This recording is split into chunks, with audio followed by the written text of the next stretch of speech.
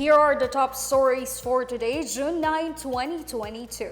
The minimum fare in public utility jeepneys in Metro Manila, Central Luzon, and Calabarzon is hiked to 10 pesos, giving drivers some breathing space amid unabated rising fuel costs. Two more names join the list of President-elect Bongbong Marcos Jr.'s cabinet. He picks Professor Clarita Carlos as National Security Advisor and Conrado Estrella III as Agrarian Reform Chief. Freedom from joblessness? The Labor Department says possible as over 100,000 vacancies are up for grabs during the nationwide job fairs for the country's 124th Independence Day. And public sector offices may adopt flexible work arrangements starting June 15 as the government works on providing more conducive work conditions for civil servants.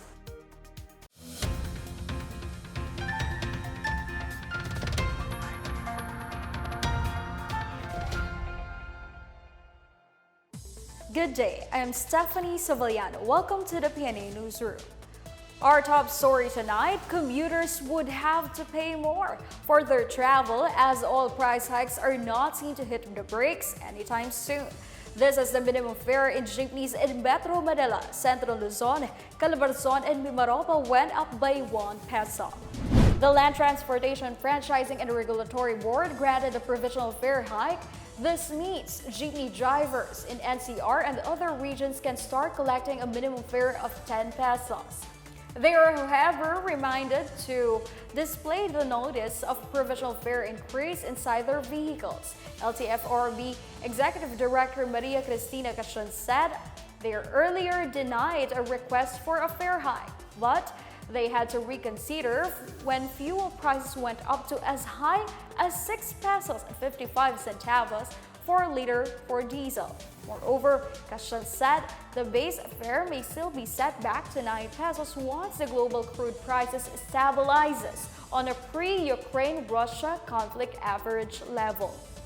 Acting presidential spokesperson Martin Nat'l meanwhile assured jeepney drivers that the government is doing its part to lessen the impact of high fuel prices on them.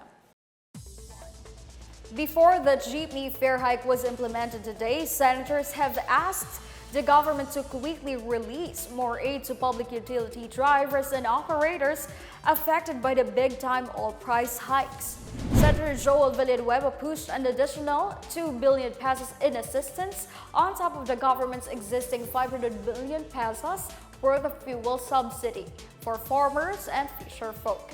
As of June 1, over 180,000 PUV drivers and operators have received their 6,500 peso fuel subsidy under the Pantawid Pasada program. More than 158,000 farmers and fisher folk are each set to receive 3,000 pesos worth of fuel subsidy. Meanwhile, Senator Risa Ontiveros wants a petition to increase the minimum fare of jeepneys reviewed immediately.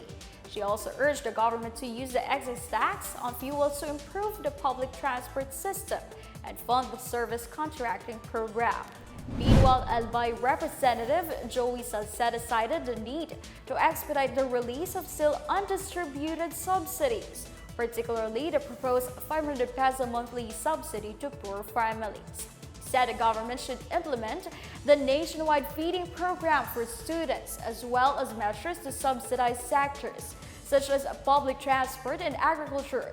Salceda made a statement as the country headlined inflation quickened to 5.4% in May from 4.9% in April. The Department of Agriculture says intervention from all stakeholders are needed to achieve President-elect Bongbong Marcos' target of 20 pesos per kilo of rice. Agriculture Secretary William Dar cited his plan to put up a program that will involve all stakeholders in improving the production of rice. He said they need to target a higher yield for inbred rice and hybrid rice, as well as more improved post-harvest facilities, infrastructure such as irrigation systems through the Build program, and the reduction of the cost of production. Dar also urged to engage the youth to take up farming and take the place of the older, retiring generation. 6 of the presidential candidates in the May 9 elections, including President-elect Bongbong Marcos Jr., have already submitted their respective statements of contribution and expenditures or SOSE. Former Manila Mayor Francisco Dumagoso was the latest presidential candidate who filed a SOSE as of Wednesday afternoon.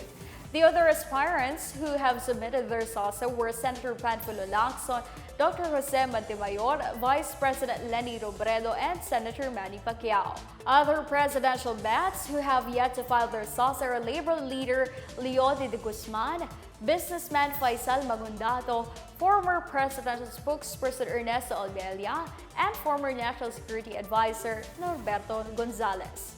On the other hand, the vice presidential candidates that have filed their SOSEs are Dr. Willie Ong, Lito Atienza, Senate President Vicente Soto III, Senator Kiko Pangilinan Waldenbello, and Vice President-elect Sara Duterte.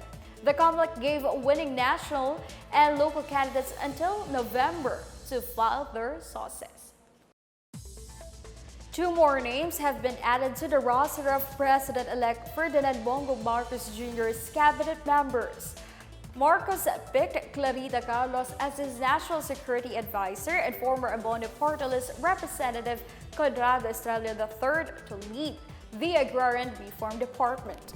Both Carlos and Estrella accepted the offer in a meeting with Marcos on Wednesday. Carlos is a retired political science professor at the University of the Philippines, Diliman, and also served as the first civilian president of the National Defense College of the Philippines. She is also an author of many books and papers on politics, foreign policy, and other key topics. Meanwhile, Estrella was a former chief of the National Electrification Administration. Commissioner Socorro Inting is back as acting chief of the Commission on Elections. Inting was designated by the ANBAC as acting chair effective June 2. This came after the Commission on Appointments bypassed the appointment of Chairperson Saidamen Pangarungan last week, rendering the poll body's top post vacant. Outgoing President Duterte has urged Filipinos to take into heart all the learnings from the past in a speech ahead of the celebration of Philippine Independence Day. Duterte reminded Filipinos about the importance of Independence Day on June 12 as a testament to how the country's ancestors fought for the freedoms that they enjoy today. He urged the public to learn from the history and translate their love for this country into acts of goodwill. Duterte graced the virtual celebration of Independence Day and the 21st Filipino-Chinese Friendship Day organized by the Federation of Filipino-Chinese Chambers of Commerce and Industry. For his part, incoming President Bongbong Marcos Jr. expressed hope that the centuries-old ties between the Philippines and China will continue to mutually benefit their peoples. June 9 is declared as Filipino-Chinese Friendship Day by virtue of Proclamation 148 issued by former President Gloria Macapagal Arroyo in 2002. Still ahead, a hooray for civil servants. Flexible working schemes in the public sector take effect later this month, but with measures to ensure continued productivity and unhampered service delivery. And the Philippine government's effort to enhance information dissemination on key programs gets a boost with China's broadcast equipment donation. We'll be back after a quick break. Keep it here on the PNA Newsroom.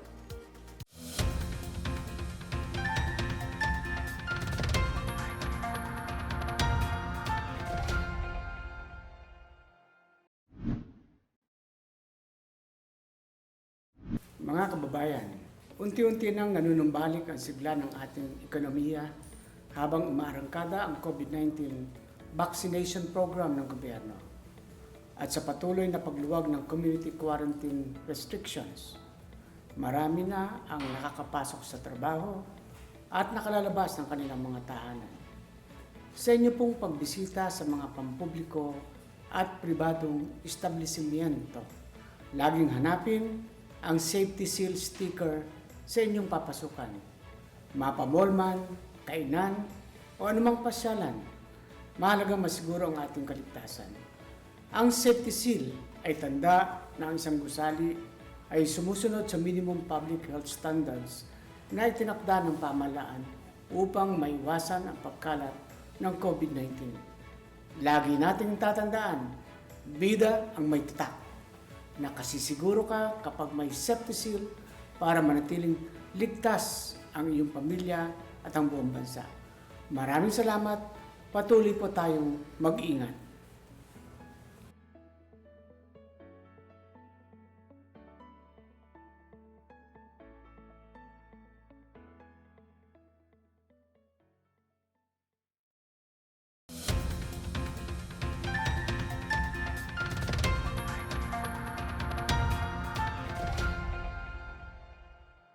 As the country marks Independence Day on Sunday, some Filipinos may also find freedom from unemployment as the Labor Department confirms the opening of thousands of work opportunities. Department of Labor and Employment Information and Publication Service Director Rolly Francia said around 104,000 vacancies will be available during the job fairs. These jobs will be coming from private and government agencies. Interested applicants may take advantage of these through the simultaneous job fairs nationwide. Besides job hiring, authorities will also open the job fair sites for vaccination against COVID-19. We will provide you with the list of available jobs sa private sector at kahit po sa gobyerno. Tapos lahat po ng job sites ay mag-open din po ang libreng pagbabakuna para po doon sa booster shots at para sa mga walang bakuna. So ulitin ko po, meron po pagkakataon po to ng mga kababayan nating naghahanap ng trabaho. Kahit kung hindi naghahanap ng trabaho, doon po sa mga job fair sites ay pwede po kayong pumunta upang magpabakuna, either primary dose or booster shots. Government agencies can now opt for flexible work arrangements starting June 15 to keep up with the demands and conditions brought by the new normal. Civil Service Commissioner Aileen Lazada, however, clarified the move does not intend to provide opportunity for lax service, but instead provides wider options applicable to each agency.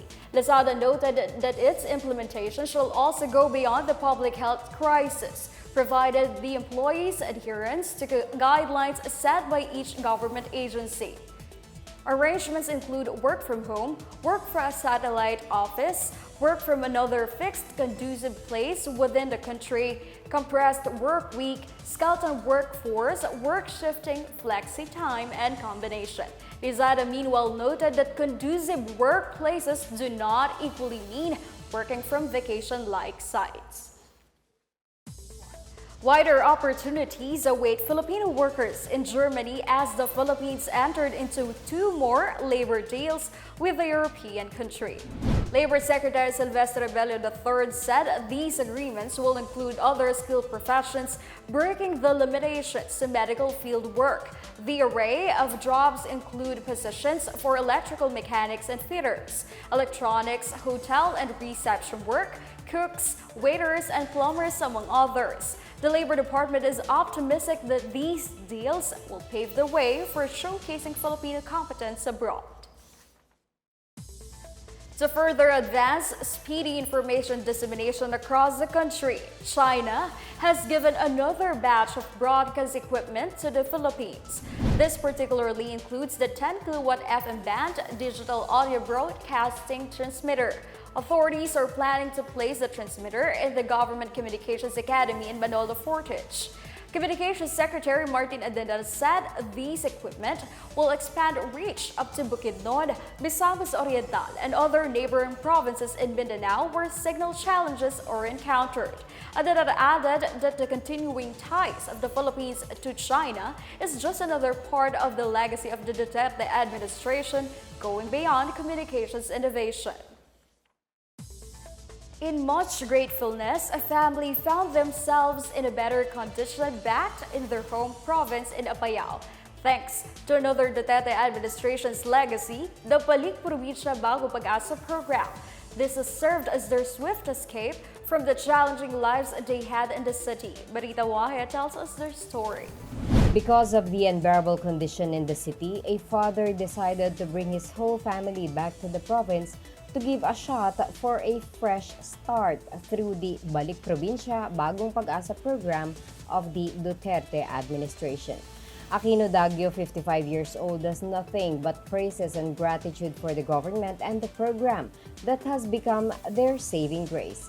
Daguio, who has sustained his family by working as a driver for 17 years, was forced to stop in 2020 when the COVID-19 pandemic struck the country. Akala ko yung COVID-19 na pandemic, mamadalian lang eh. Hindi pa ako makalabas talaga, wala pang lumalabas na sa pampasada. After some months, their electricity got disconnected as they do not have the means to pay for it. Daguio sold his cell phone that he was using to be able to buy food for his family. Masakit po kasi nga kung maalala ko yung mga nakaraan ko. Time na pandemic na yun, talaga hindi ko po maiwasan, no? Maiyak talaga. Dahil nga po, umiyak yung anak ko. Wala akong makuha na ng panggatas. To make ends meet, he told his wife to accept laundry from neighbors. He felt helpless, but it was also very risky for him to go out because of his comorbidity. Aside from old age, Daguio has eye cataract and is suffering from asthma. As months passed by, it became even more difficult for him and his family to even sustain their daily needs and decided to apply for the BP2 program. In October 2021, Daguio with his common law wife, Liberty Cañares, 42 years old, his children Alvin J., 19 years old, Lisbeth, 17, Aldrin Clay, 3 years old, and his mother-in-law Nilda Cañares, 70 years old, were fetched by the National Housing Authority in their house in Novaliches and brought them to the BP2 depot in Quezon City. Upon arrival to their province in Flora, Apayao, the Daguio family was given a warm welcome by the local government unit. They were also provided with financial assistance and food packs. Fatima Lorencha, BP2 focal person of Flora, Apayao, thanked the government for helping their residents go back to the province. She said that with the help of other government agencies, the LGU will build a house for the Daguio family. Meanwhile, as they stay in their temporary shelter, they were provided with livelihood assistance to help them get by with their everyday needs. Karagdagang livelihood po na binigay sa pamilyang Daguio ay ang pag-provide po ng mga chicken para po ito ay kanilang maparami at magsilbing source ng income at food na rin po nila. Daguio was also hired as a driver at the Flora LGU. Siya po ay in-employ ng local government unit ng Flora as driver para po ma-exercise na rin po yung kanyang dating trabaho for 17 years, if I'm not mistaken, as UB driver po sa Manila. So, it means he possesses the skills in driving. So, logical naman po siguro na i-employ siya ng LGU kung saan po siya magaling. The Daguio family is just one of the many families that were able to go back to their home province through the government's BP2 program. Medyo napaluha ako sa tuwa, hindi galit dahil sa natatamasa ko. Kaya maraming salamat po. Parang hindi ko ma-explain sa tuwa eh. Kasi hindi pala ako nagsisi nag-apply dito sa Balik Probinsya Bagong Pag-asa. For the PNA Newsroom, I am Marita Muahe.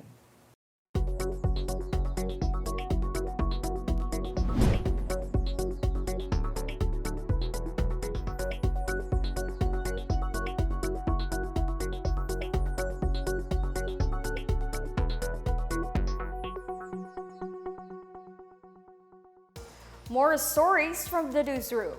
The government touts to success of localized peace talks in bringing back communist recruits to the fold of the law. And the Philippines joins the international community in preserving the seas, calling for more action to curb marine waste. Details ahead, stay with the PNA Newsroom.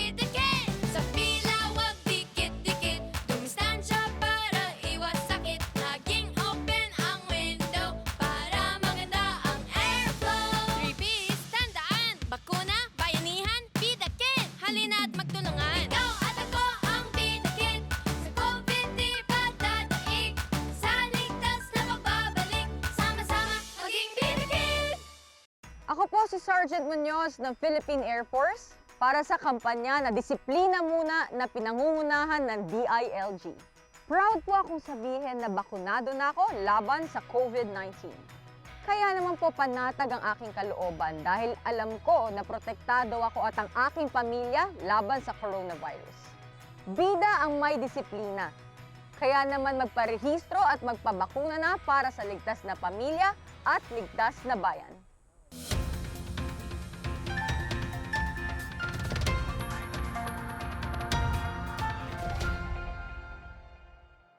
The National Task Force on Local Communist Armed Conflict credits localized peace talks for the surrender and return of the recruits of the communist movement to the fold of the law. LTFRB spokesperson Undersecretary Lorraine Badoy said localized peace talks helped them reach out to sectors who were fooled by the CPP and PNA, such as farmers and indigenous peoples. So far, about 25,200 rebels have peacefully surrendered in the course of the peace talks.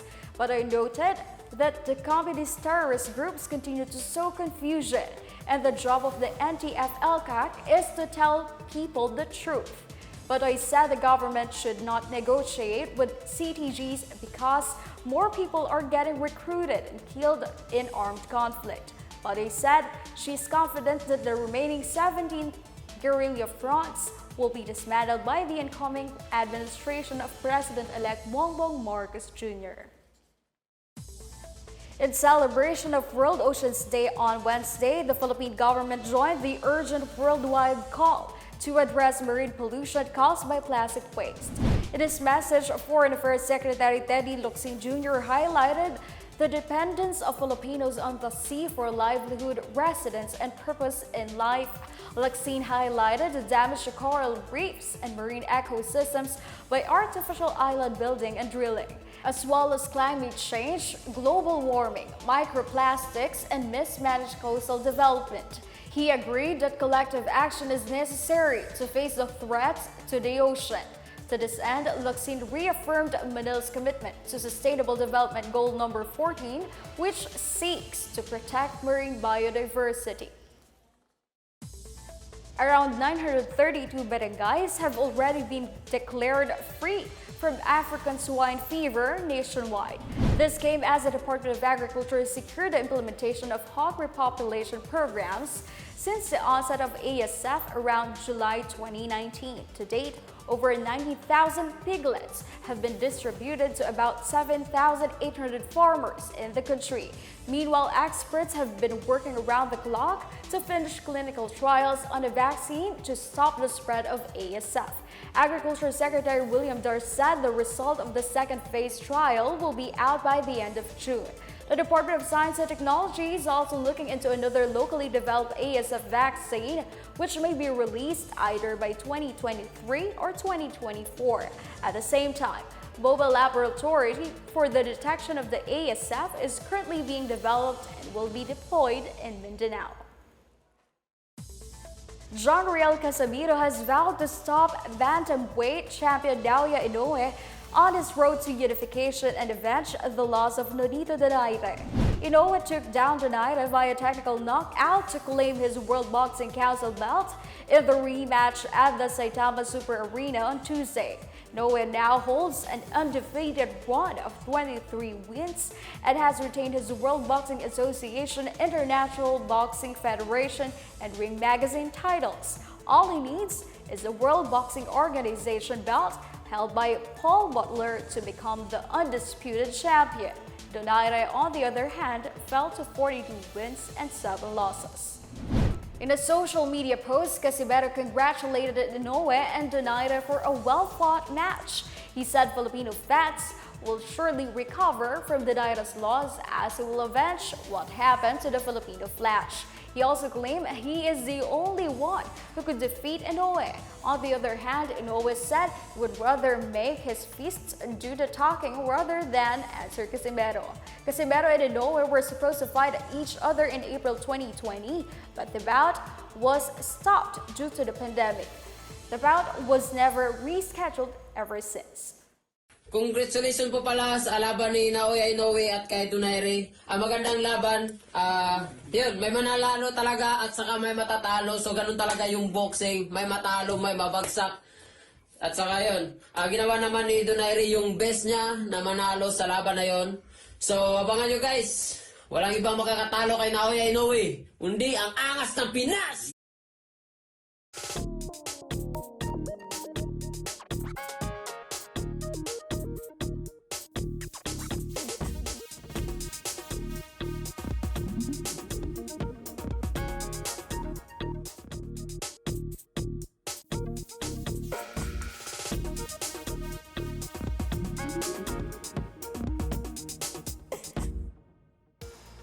Let's take another look at today's biggest stories. The minimum fare in public utility jeepneys in Metro Manila, Central Luzon, and Calabarzon is hiked to 10 pesos, giving drivers some breathing space amid unabated rising fuel costs. Two more names join the list of President-elect Bongbong Marcos Jr.'s cabinet. He picks Professor Clarita Carlos as National Security Advisor and Conrado Estrella III as Agrarian Reform Chief. Freedom from joblessness? The Labor Department says possible as over 100,000 vacancies are up for grabs during the nationwide job fairs for the country's 124th Independence Day. And public sector offices may adopt flexible work arrangements starting June 15 as the government works on providing more conducive work conditions for civil servants. As Filipinos, we all have a vital role to play in preventing the spread of COVID-19. So remember, wear face masks, wash your hands often, practice safe physical distancing, go out only for essential reasons, and get vaccinated as soon as possible to protect ourselves, our families, and the community. Together, we can beat COVID-19.